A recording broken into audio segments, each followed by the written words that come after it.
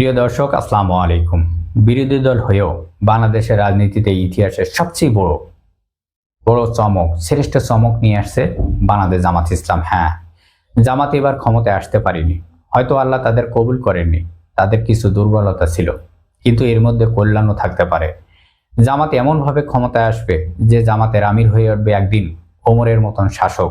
তারা ক্ষমতায় এসে যে দেশ চালাতে পারবে না, বা তারেক রহমানের মতন হুহুস খেয়ে পড়বে। জামাত যখন আসবে অগ্নিগিরির মতন আশার মতন আসবে। দর্শক, আমরা জামাত ইসলামকে ক্ষমতায় আনার অনেক চেষ্টা করেছিলাম, কিন্তু পারিনি। কিন্তু সামনের বার টেকসইভাবে এবং শক্তিশালী হয়ে তারা ক্ষমতায় আসবে।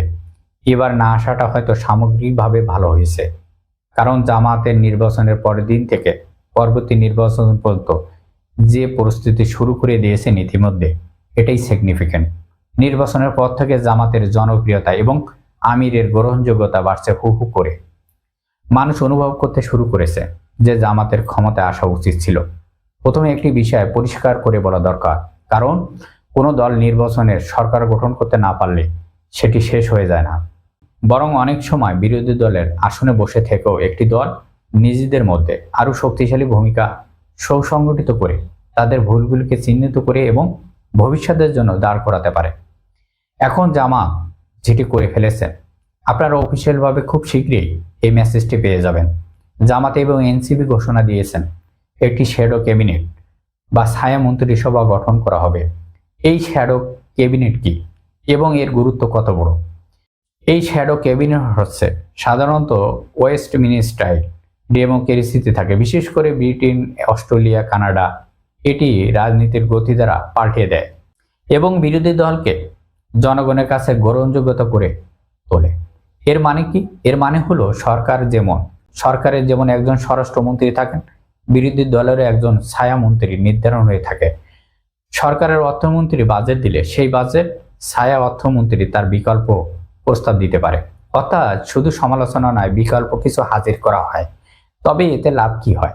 সবচেয়ে বড় লাভ হচ্ছে নীতি নির্ভর রাজনীতি। আমাদের দেশে অনেক সময় সংসদে তর্ক বিতর্ক থেকে শুরু হয় আক্রমণ, আবেগ নির্ভর হয়ে পড়ে। কিন্তু যদি প্রতিটি মন্ত্রণালয় বিপরীতে একজন করে ছায়ামন্ত্রী থাকেন, তাহলে আলোচনা হবে নীতির মাধ্যমে। সরকার কোনো সিদ্ধান্ত নিলে সঙ্গে সঙ্গে বিকল্প মতামত আসবে। এতে জনগণ বুঝতে পারবে যে কার পরিকল্পনা কতটা কার্যকর বা শক্তিশালী। সুতরাং বিরোধী দলের জন্য এটি কেন গুরুত্বপূর্ণ? অনেকেই প্রশ্ন করেন, জামাত কি রাষ্ট্র পরিচালনা প্রস্তুত?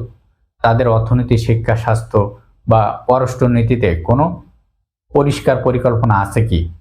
শ্যাডো ক্যাবিনেট থাকলে এইসব প্রশ্নের উত্তর বাস্তবায়ন আলোচনার মধ্যে উঠে আসবে, কারণ তখন দলকে শুধু বক্তব্যের মাধ্যমে নয়, পূর্ণাঙ্গ নীতিমালা দিতে পারে।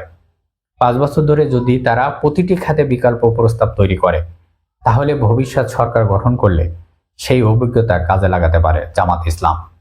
যদি এই কাঠামো বাস্তবায়ন হয়, তাহলে রাজনীতির মাঠ বদলাতে পারে। তখন প্রতিযোগিতা হবে কে বেশি গঠনমূলক প্রস্তাব দিতে পারে, কে দেশের অর্থনীতি, নিরাপত্তা বা শিক্ষা ব্যবস্থাপনা বাস্তবায়ন রূপরেখা দিতে পারে। এতে সরকারও চাপের মধ্যে থাকবে ভালো কাজ করার জন্য, আর বিরোধী দলের প্রমাণ সুযোগ পাবে যে তারা শুধু প্রতিবাদ নয়, পরিচালনার সক্ষমতা রাখবে। তবে একটি বিষয় মাথায় রাখতে হবে, শ্যাডো ক্যাবিনেট সফল করতে হলে প্রতিনিয়ত গবেষণা, তথ্যভিত্তিক বিশ্লেষণ এবং দক্ষ নেতার দরকার। শুধু নাম ঘোষণা করলেই হবে না, ধারাবাহিকভাবে কাজ চালিয়ে যেতে হবে। সব মিলিয়ে বলা যায় এটি একটি বড় চ্যালেঞ্জিং বিষয়। এই শ্যাডো ক্যাবিনেট গঠন করতে পারে বা বাস্তবায়ন করতে পারে, পরিচালনা করতে পারে, তাহলে বাংলাদেশের সংসদের রাজনীতির নতুন ইতিহাস গড়তে পারবে জামাত ইসলাম। সবাই ভালো থাকবেন। আল্লাহ হাফেজ।